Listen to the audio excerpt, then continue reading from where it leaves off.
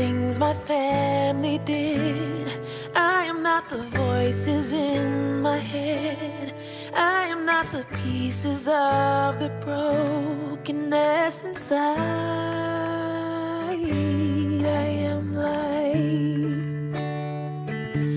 I am light.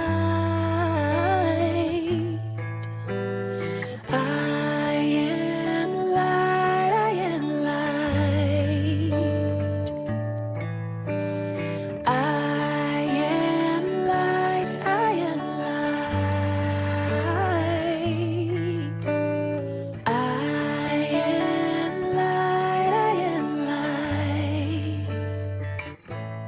I'm not the mistakes that I have made, or any of the things that caused me pain. I am not the pieces of the dream I left behind. I am light. I am light. I am light. I am light. I am light. I am light. Yeah. I am light. I am light. I am not the color of my eyes. I am not the skin on the outside. I am not my age. I am not my race. My soul inside is all light. All light. All light. Yeah. All light. I am light. I am light. I am light. I am light. Yeah.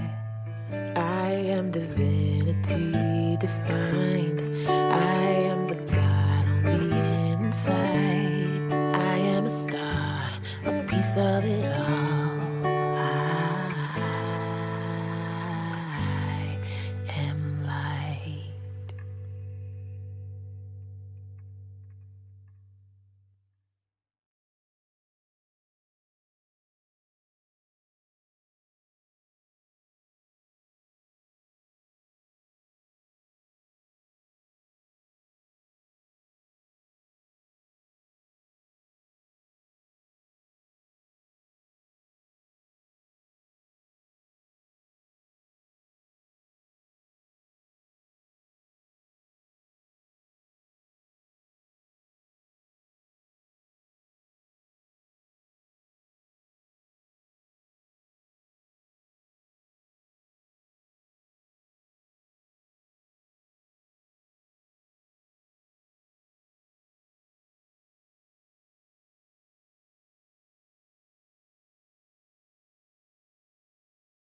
Her partner Gary, and their 2 young daughters walked into First Unitarian Church of Hamilton. During her years as an active leader in this congregation, she served as board chair on the HR committee and lay chaplain. The children are now adults and both have married. One of the great delights of Linda's life is Jamie, her grandson. Linda studied at Meadville Lombard Theological School, graduating with a Master's of Divinity in 2013. She was ordained by this congregation in May 2013. In her work with the Canadian Unitarian Council, she is Congregational Life Lead for the Central and Eastern regions. This morning we have a few announcements. I'd like to invite Karen and Beverly to make an announcement from the search committee.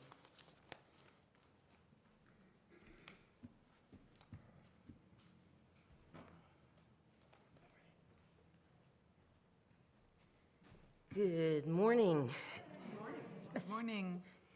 So Karen and I are the survey wizards for the congregational survey that's being conducted for the ministerial search. So sometime this week, we're hoping before the end of the week, The survey will be sent out electronically to everyone.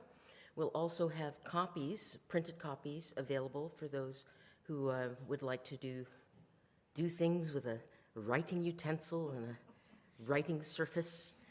We know that some are on a call list. So folks who do not partake in the digital world, so we will make sure that you are called and we make appointments for you to complete the survey. But it's really important that we get as many members of the congregation to fill out the survey. This is going to provide the committee with a lot of very interesting and useful information that'll help us select the candidate we think is best suited for our congregation. So watch out for the survey.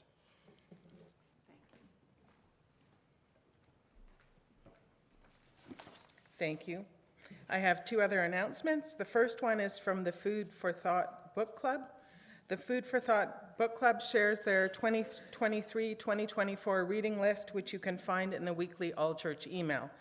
September's book is The Library Book by Susan Orlean. If you have any questions about the Food for Thought Book Club, please contact Nancy Kumpf. The second announcement is from the Climate Action Team. In September, the Climate Action Team will be encouraging you to share climate actions large and small. Have you made efforts to reduce consumption, save energy, change some eating habits, grow some food, repurpose or repair rather than discard them? Items rather than discard them. Please don't discard the Climate Action Team. The possibilities are endless. Speaking of wise use of resources, the apple tree in the church garden is ready to be picked. If you have a few minutes to spare after the service today, we invite you to pick some apples that we will donate to the Hub, a downtown center providing for Hamiltonians experiencing homelessness and food insecurity. Even 5 minutes is helpful. See Linda Sivier after the service by the apple tree. Linda, do you want to identify yourself? Thanks, Linda. Our chalice represents the light of hope at the center of our faith tradition. The spark of this flame draws us into our time of worship and community. Please join me in our chalice lighting words. May this flame be our light of friendship and love.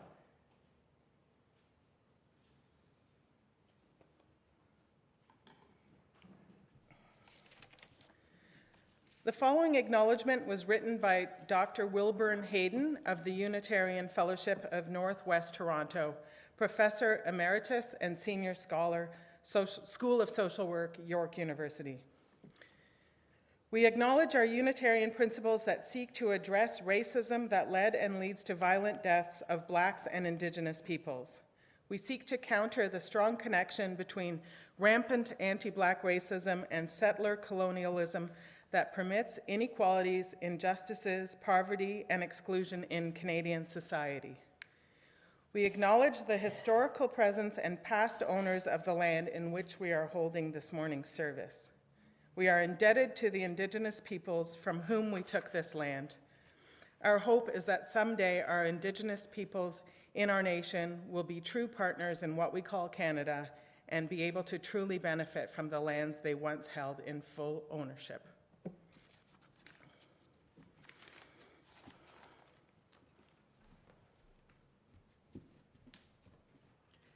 Happy Pride. I just learned this morning that it was Pride in Hamilton. I don't live here, but happy Pride indeed. No matter who you are, no matter who you love, no matter the path that brought you here this morning, today you are this congregation. And we are so glad that we have the opportunity to be together, to be present with one another, and to hold one another with compassion and tenderness.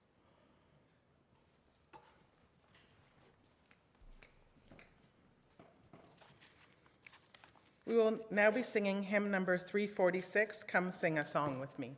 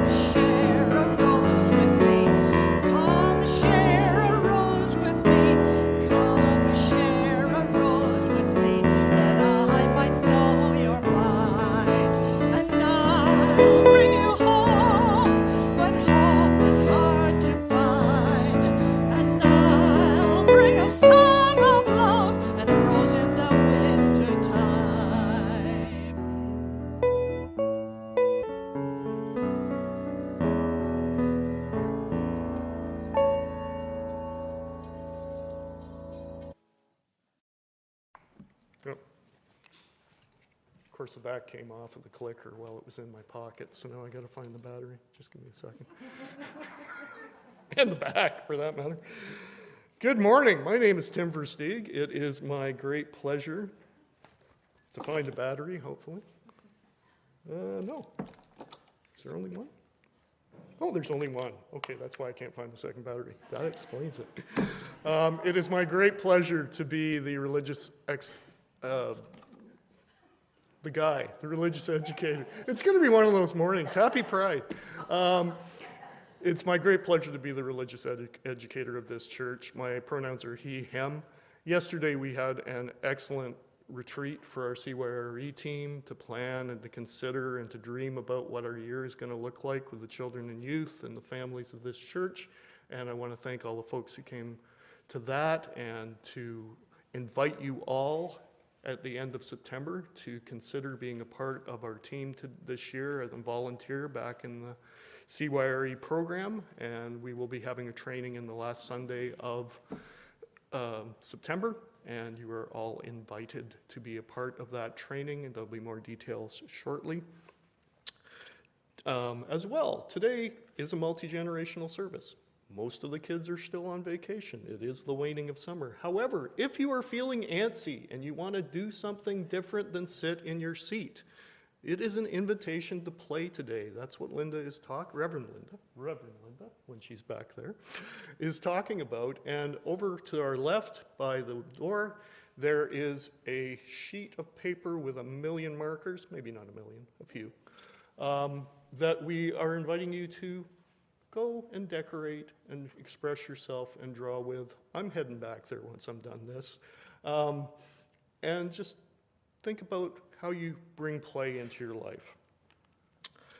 To stick with our theme, our story today is what I described as an old chestnut when I sent the possibility to Linda, and she said there's a reason they're old chestnuts, because you don't lose the good stories, you hang on to them. And this is one from a book by Marianne Moore called Hide and Seek with God.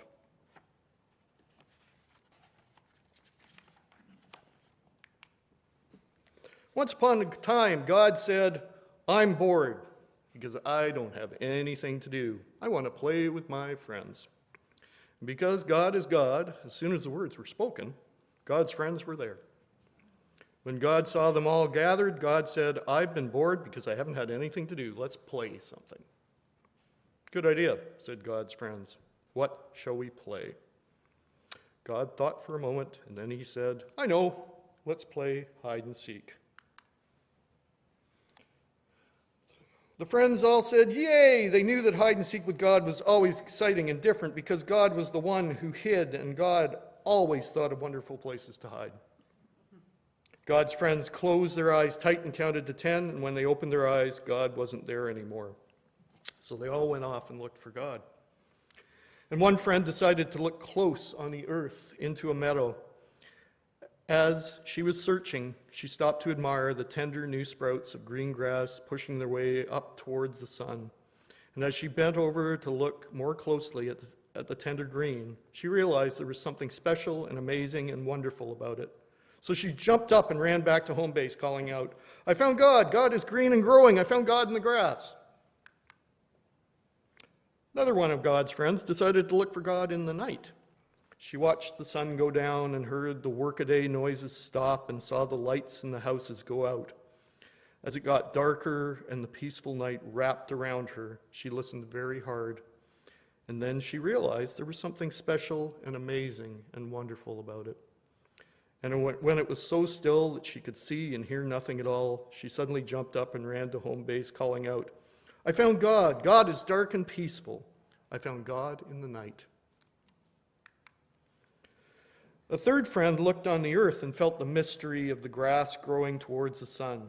He stayed and watched the night come on, and he felt the mystery of the darkness and the stars. He thought to himself, these mysteries are special and amazing and wonderful. And when he finally came back to home base, he said, I found wonderful mysteries, but I'm not sure if I want to call them God. A fourth friend decided to look for God where people were. He joined a group of people going home from work and went with them into the store where they bought food. He went with them back out on the street as they started for their homes. He was with them when somebody called out and said, "Please, I'm very hungry. Could you share a little food with me?" The people readily agreed, and as he watched them share, he realized there was something special and amazing and wonderful about those people. He turned around and ran to home base, calling out, "I found God. God is love and sharing. I found God in people who care for others." Finally, two more of God's friends, a boy and a girl, decided to look for God together. And after a time, they came to a house and decided to look for God in the house. In the house, they saw a room, and they looked for God in the room. In the room, they saw a mirror, and they looked for God in the mirror. And as they looked in the mirror, they realized there was something special and amazing and wonderful being reflected in it. They turned around and ran to home base, calling out, "We found God. We found God in us." And at this, God appeared again and said, "I had so much fun." Weren't those good hiding places? Some of you found me, others weren't sure, and others are still looking. And that's okay, because the most important thing is just to play the game. Let's do it again. I'm sure I can think of some other good hiding places. And they all called out, "Ollie, ollie, oxen free," and the game started all over again. That's our story for today.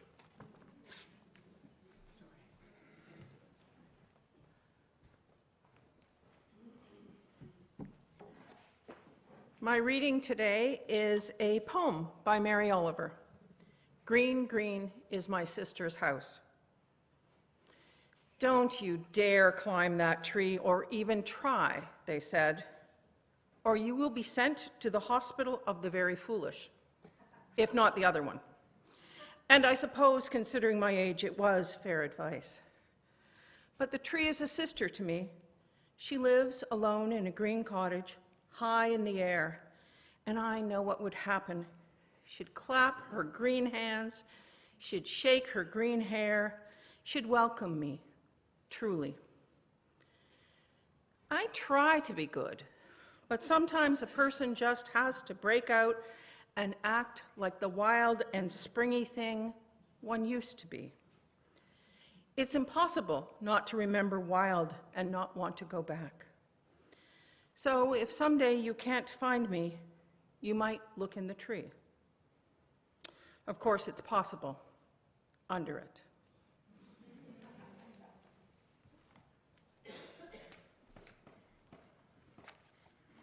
Our offering is a reminder of the spirit of generosity that is at the heart of our religious community.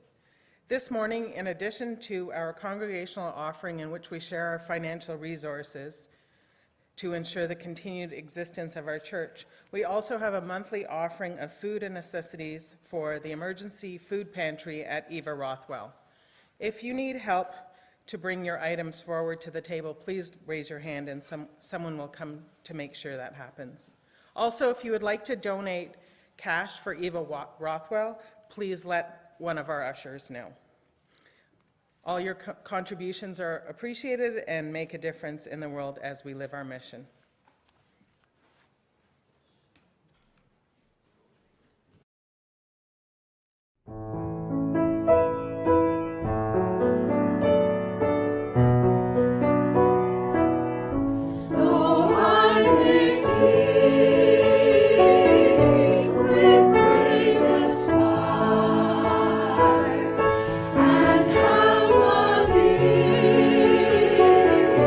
To always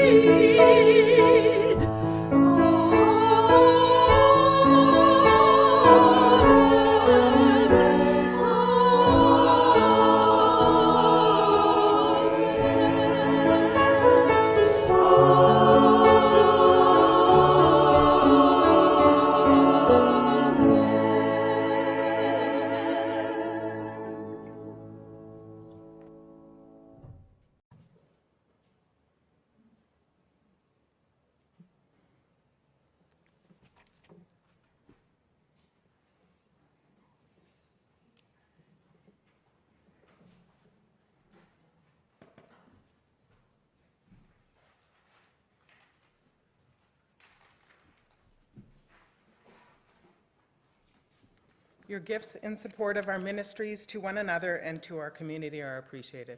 Thank you.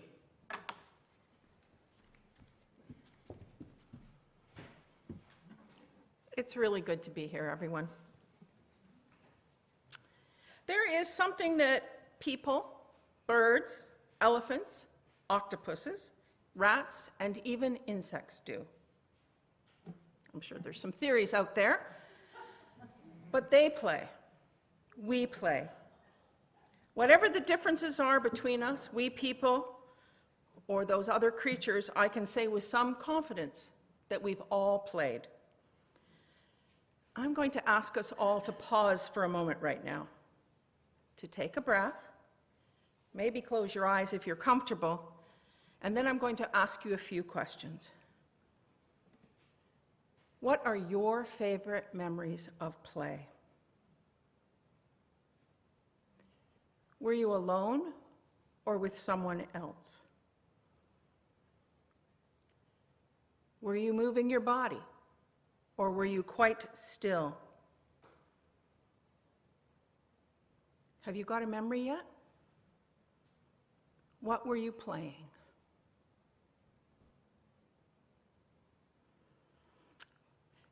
If you'd like to share, we've got a bit of time. I can repeat back into the microphone some of the answers. So if you'd like to share, put up your hand, and I'll take about 3 or 4. What were you playing? Marianne? Sorry? Choir. Choir is play, yes, indeed. Something else. Cindy?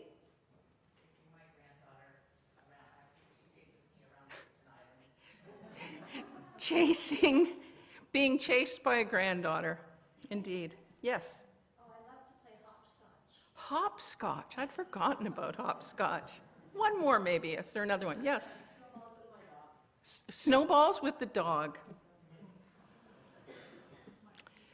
I have to say, from up here, that was a lovely thing for me to do, to ask you those questions and to see you. I saw smiles on your faces. I saw thoughtfulness.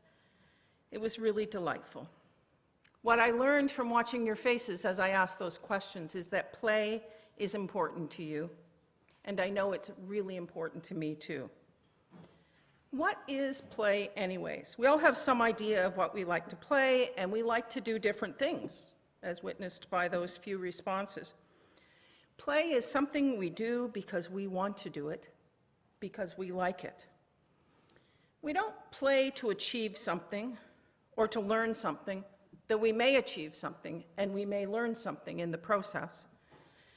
And the act itself is more important than the outcome. That's a definition of play that I found time and time again as I thought about this. When we play, we focus on being rather than on doing or achieving. And in those moments, there is much of value happening. When we play with one another, we practice empathy. We learn more about how to communicate with one another and how to adapt to the situation we find ourselves in. Play is not something we usually do with a specific end in mind, but there is a lot happening. In fact, study after study indicates the importance of play, most particularly in the studies on the well-being of children, but also on the well-being of adults. Play is good for us, and it's fun too, and I think that's a winning combination. Of course, we can't play all the time, but maybe we can bring some of the spirit of play, the flexibility and the open-mindedness and curiosity that often accompanies play into other areas of our life. Mary Poppins was on track when she sang, "In every job that must be done, there's an element of fun. You find the fun and snap, the job's a game. And every task you undertake becomes a piece of cake, a lark, a spree. It's very plain to see." We know this, but the truth is, many adults get out of practice. We know that play is important for children, but all of us need to play, and maybe we need a reminder. Even though we are busy with everyday responsibilities and schedules, it's important for us to carve out some time for play, if not daily, then at least with some regularity. Research shows that play is one of the ways we can get more out of life. In a book, Overwhelmed, Work, Love, and Play When No One Has the Time, the author shares research about play and why it makes us more whole. Play empowers people to be flexible thinkers, creative, young at heart, and free-spirited. It provides an opportunity for pure enjoyment and doesn't need structure. Play is free-flowing fun that unleashes our imagination. If we let it, play can transform our attitude and allow us time to enjoy life more fully. There's a saying that play is child's work, but that can be true for adults as well. So how do we get back into the practice of play if we need the reminder? As children, we didn't need to be deliberate about play, it just happened. But here's some suggestions for adults. Appreciate playtime, whether it's alone or with other adults or children. We may need to remind ourselves that what we're doing in those moments is worth our time. Pay attention to what's around you. Give your focus to some special things that make you laugh or smile. I confess I spend time in the car sometimes listening to the debaters and other fun shows. Try new things and experience the unexpected. Participate in a variety of arts, sports, or activities whenever you can to expand your horizons. Sing and dance just for the fun of it. Watch children at play and let yourself enjoy their creativity. And plan. We need to plan, ironically, to make play part of our lives, whether it's indoor or outdoor, solo or social, active or quiet. Some time ago now, I learned that a longtime friend of Gary and I, every evening at the dinner table, would be asked by his parents, "What did you accomplish today?" Oh, not what did you do today or what did you think about, but what did you accomplish? And I find that question, at least in daily repetition, sad. The implicit message in it is, you are judged worthy by what you do, not by who you are. It doesn't leave a lot of room for valuing just being. Those sorts of attitudes persist in our culture. Many of us, as we grew, stopped playing, or at least as much. We became more focused on what we needed to accomplish than what brought us joy, than what helped us feel more fully ourselves. We need the reminder that all work and no play makes Jack a dull boy, because many of us learned that play was a time waster, not important. The message seems to be that play isn't worth our time. But I think we've misunderstood. Despite the bad rap the Puritans have around fun, I've learned that they didn't actually think play was bad. They thought that some play was bad, card games that involved gambling, for example, but there's lots of evidence that they knew how to have fun together. And the fact that sloth was named one of the deadly sins didn't help either. But I've learned something about the definition of that deadly sin, sloth. It seems that it was a translation error, as so many things are. I was surprised and delighted when I learned the original concept of sloth came from Latin and Greek, and it meant that sloth was not the equivalent of laziness, but from absence of caring. So sloth wasn't about being lazy, but about avoiding things that were important. Sloth was more like apathy, and in the Roman Catholic context was understood as the sin of putting off what God asks you to do. Too much play, if it's about avoiding important work or not caring, is sloth, but too much work, if it's about avoiding that which is important and joyful, is also sloth. But enough talk. We are going to play for a moment. Or at least I'm inviting you to play for a moment. I'm going to ask you to turn to a neighbor, and I'm going to teach you a hand clapping game. We all remember those, right? I need you up here, Audrey. Some of you may know this one, and what's confusing is some of you may know a different version of the same one.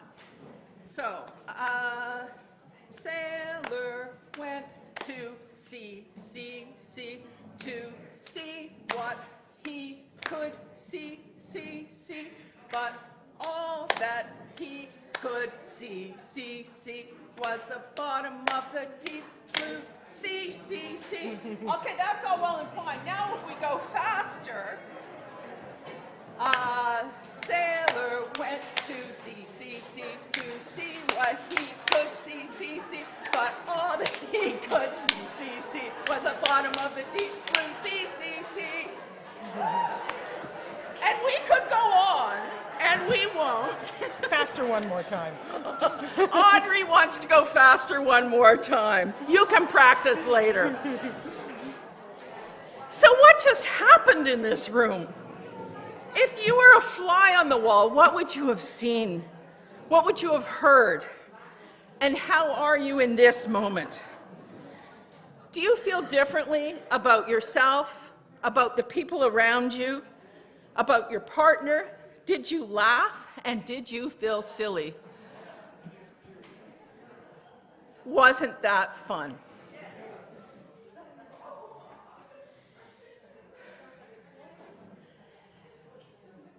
And now for something completely different, I'm going to invite us to take a breath.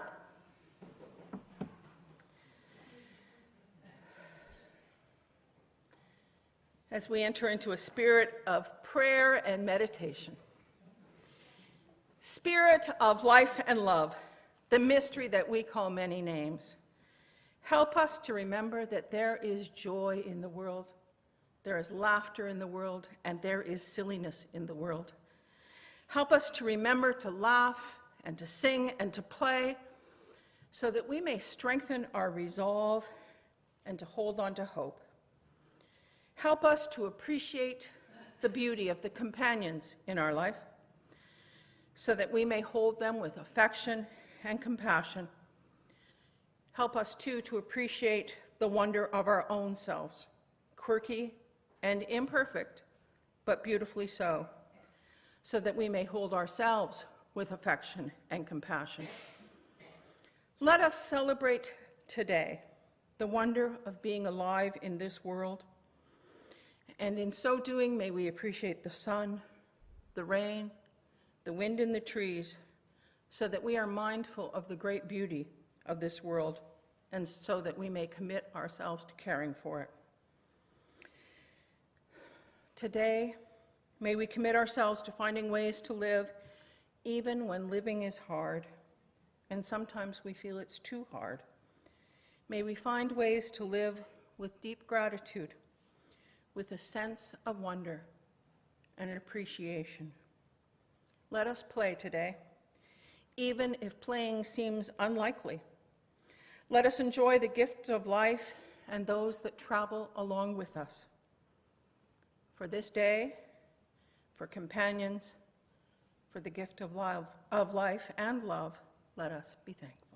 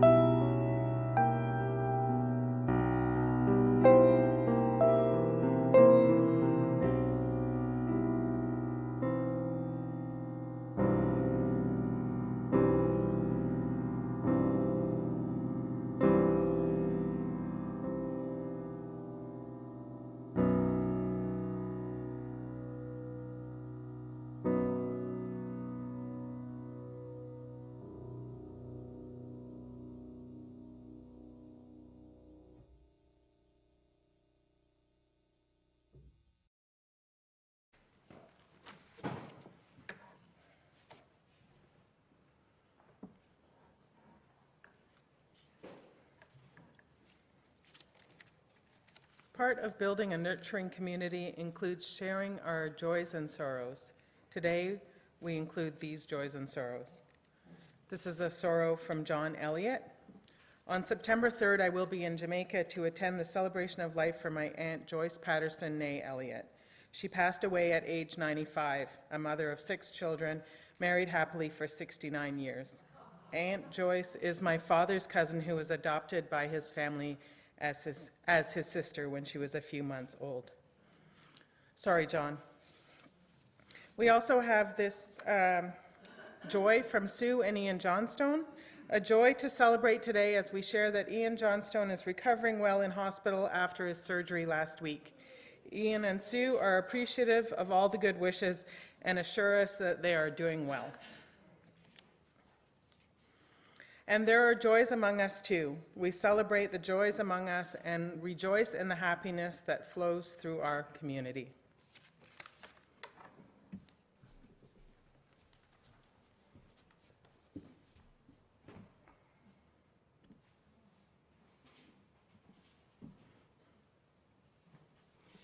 So if sloth wasn't what we thought it was, and instead we've learned that it's about avoiding that which requires our attention, I think we can begin to think about play differently. What looks like play, what looks like leisure, can in fact be a way for us to reconnect with those things that have a rightful claim to our attention. Walt Whitman was making a statement about our most essential selves when he wrote in Song of Myself, "I celebrate myself and sing, and what I assume you shall assume. For every atom belonging to me as good as belongs to you. I loaf and invite my soul. I lean and loaf at my ease, observing a spear of summer grass." Whitman helps me understand that leisure helps us care about ourselves and the interconnected web. It can be about making and sustaining important connections. Play connects us, it engages us, it frees us from pressing schedules and to-do lists. We like to do it, and it's pleasurable.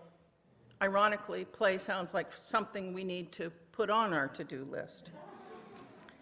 Play invites us to invite our souls. It encourages us to know more about our own true nature and about the world. What you call play might not be the same as what I call play, and that's okay too.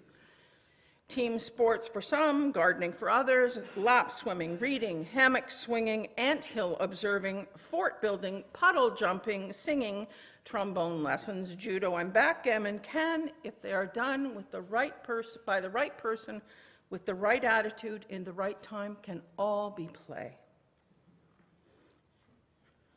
And they can all be part of our spiritual practice. A spiritual practice is something that helps put us in better relationship with ourselves, with others, and with all of creation.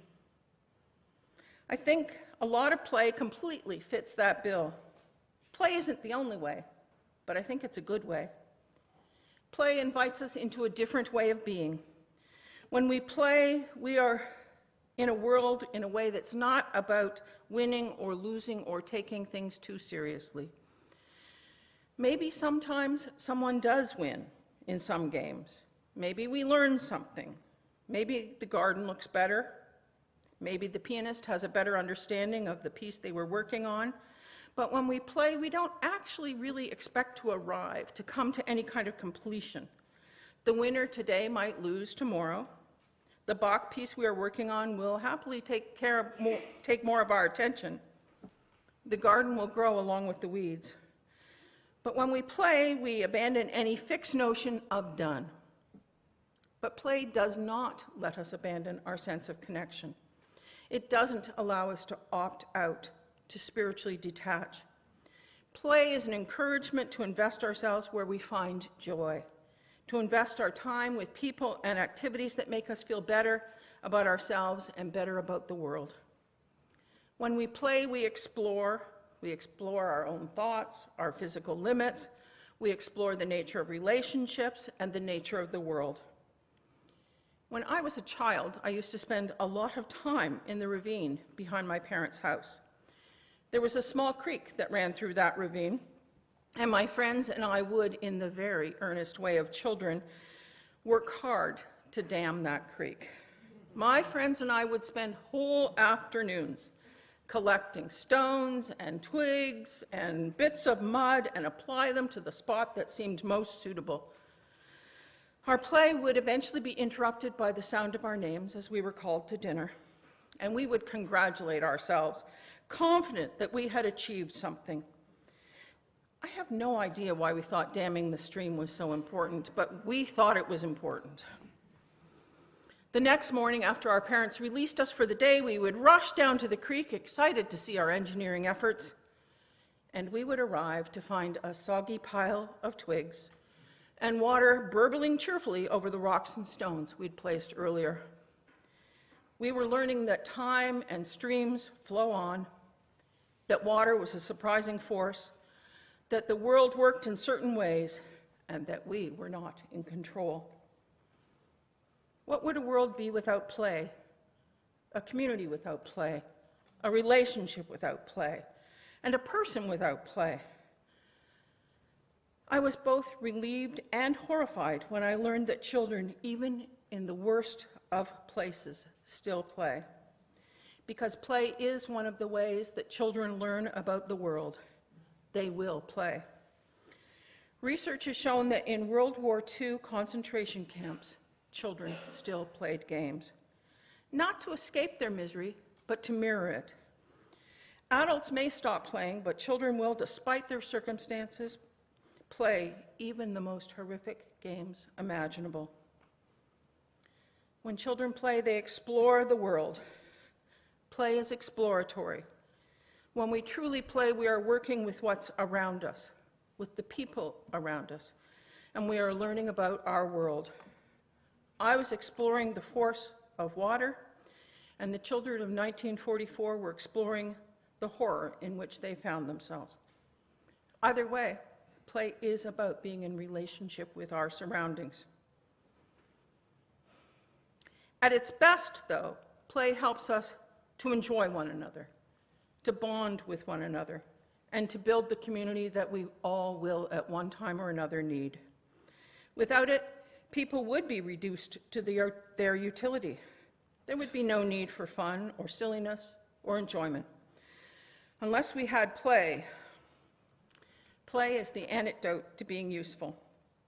I fear that without play between us, it would be very easy to question the motives of others, and there'd be a tendency to disregard relationships that don't serve us in some way. If relationships were only about what we could accomplish and achieve together, I have a sense that our patience for the elderly, small children, and those who live with disability would be reduced to something less than a belief in the inherent worth and dignity of each person. When we're really playing, not competing, there is room on the team for the kid who doesn't throw so well. There's room in this community for the person who isn't ready, willing, or able to chair a committee or to paint the hall. We learn through play to welcome others, to explore the world beyond our own experiences. What about our relationship with ourselves? What would it look like without play? I think that without the type of play we enjoy, irrespective of goals, we might find ourselves worrying about measuring up. Not all of us can know 4 languages, hold advanced degrees, or play the piano. Some of us can do those things, some of us can do some of those things, and that is lovely. But without time and leisure in play, and without loafing and inviting my soul, I find there's a tendency to measure my worth against the accomplishments of others. But when I spend time in leisure and in play, I'm able to recall more of that spirit of easy unconsciousness that I knew as a child. I think most of us are in truth plagued with some sense of inadequacy. But when each of us finds the thing to play at, the thing that we love, we can begin to appreciate our own gifts. Play has taught me the joy of mucking about in the garden, splashing in the lake, and thinking about how to build and strengthen community, And I know that those things make me valuable, make me lovable, and make me worthy. What invites you to remember your inherent worth? I believe when we cultivate play as a spiritual practice, I think we begin to have grateful hearts, to appreciate the wonder of life, to appreciate the mere fact that we woke up this morning. It helps us to appreciate those who share our lives, and it helps remind us to pay attention to the world around us. By encouraging us to loosen our grips on our ambitions and our worries, it serves as a call to trust and gratitude. Play is an important element in community building. When we have fun together, we're more likely to see one another, really see one another, to appreciate and understand one another. I think a congregation that doesn't play runs the risk of fussing and fretting about things that aren't really so important. I believe play makes us better companions. It reminds us not to be so serious or so judgmental, and it makes us more interesting. I hope you spend some time thinking about something you want to do, just for fun, because we need it. This congregation needs it, and our world needs it. All work and no play makes each of us, makes our families and our communities and our world a much sadder and duller place. And in a bit after the service, if you've got some time, if you're not rushing off to Pride events, we have some bubbles and some chalk, and I invite you to join me outside for a bit of play.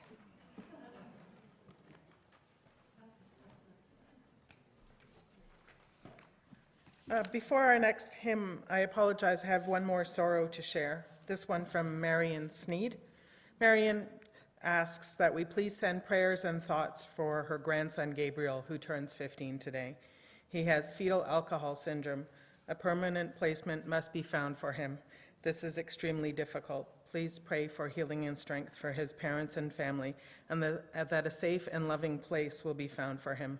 Marianne, we're keeping your grandson in our thoughts. And now we will be singing hymn number 354, We Laugh, We Cry.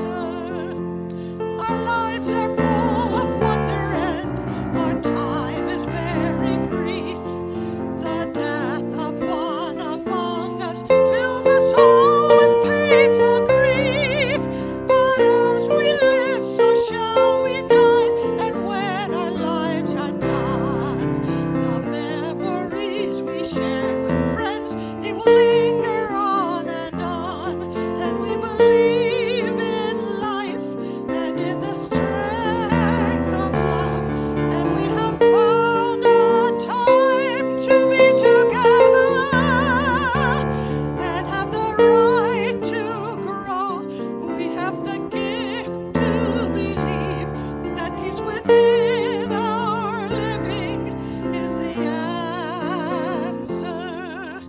We seek elusive answers to the questions of this life. We seek to put an end to all the waves of human strife. We seek for truth, equality, and blessed peace of mind. And then we come together here to make sense of what we find. And we believe in life and in the strength of love. And we have found our joy being together. And in our search for peace, we will find all we seek. Even to question truly is an answer.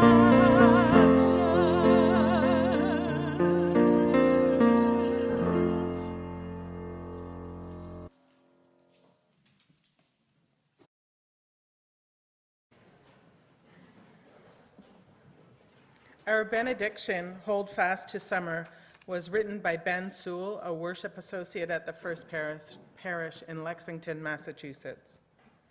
Hold fast to summer. Enjoy with heightened appreciation these still warm September days. Create more memories, take more pictures. Enjoy a bit of denial. Suck all the summer sweetness out of your sun-warmed garden tomatoes. Smile at someone, squeeze a hand, put up some jam or pickles. We store these things up as we approach the uncertain seasons. And as our summer companions will be our winter support and sustenance. In celebration of the changing of seasons, we gather together in community. I'd like to invite Reverend Jamie up for a special presentation.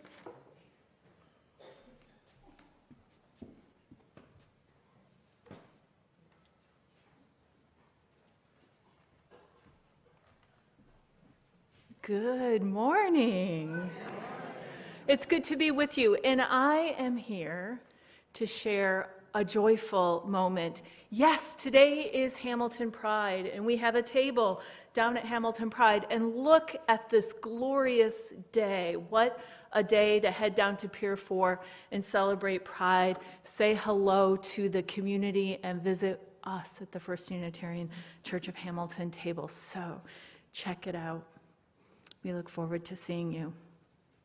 The second thing, it's bittersweet. This is a bittersweet gratitude. Today, Josh McIntyre, it's his last Sunday with us before he heads off to graduate school, heads off to university. And Josh has been an essential piece of our tech team. As we have transitioned from the pandemic, I was watching the videos and remembering the pandemic days and the shift we had to make to have community here together in person and community online in our digital space. And Josh, you have been an essential part of our imagination, our vision, and making sure we stay connected. So we are so grateful for everything. Do you mind coming? Because we want to shower you. We want to shower you, Josh, in gratitude as you head off to graduate school. Graduate school is a big deal. We are so proud of you. We're so very proud of you. So we have a gift. So we have a card, and we offer you this gift and the reminder. You have a home here of people who love you, who are cheering you on, and are journeying with you into your future. And we know you might drop in occasionally to be with us, and we will welcome you, but congratulations, and have a magnificent time at graduate school. Study hard and have fun, have some playful times while you're there as well. So thank you, Josh, and thank you to our tech team. I know it was a team effort. Josh, we're all really proud of you.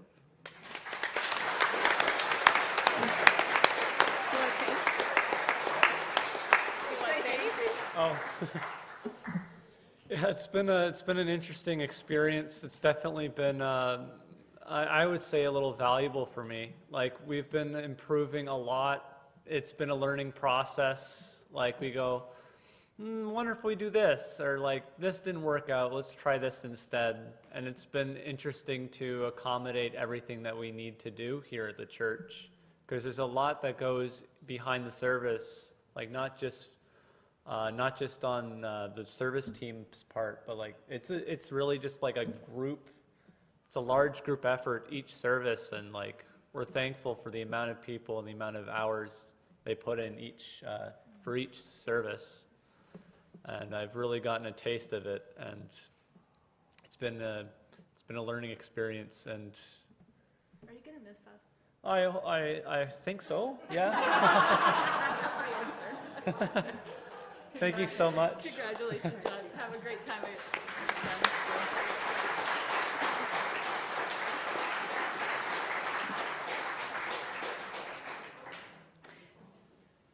September 10th is In-Gathering Sunday.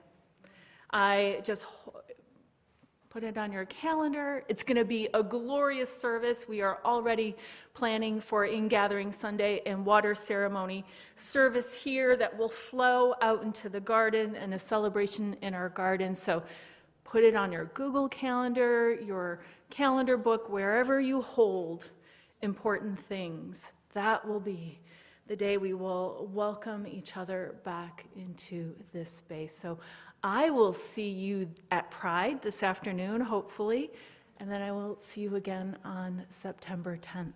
Thank you, Linda and Audrey, for such a beautiful service.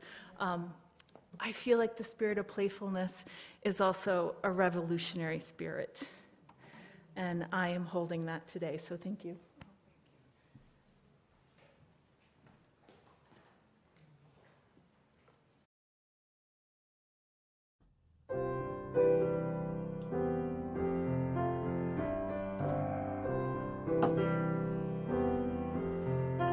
Now is the time for hearts to be open. No better time, this moment of grace. This is the day we can't wait for tomorrow or someday. Now is the time.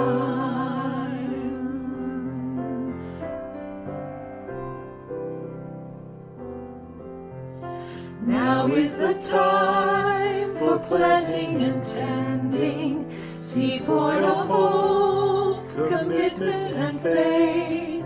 Cherish this day and the power in knowing why we say, now is the time.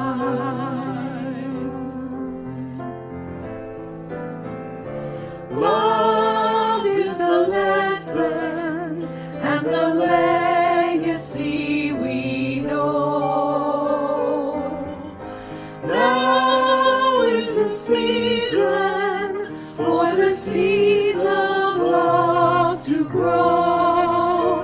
And so, now is the time for vision and courage, witness to love, to spirit and truth.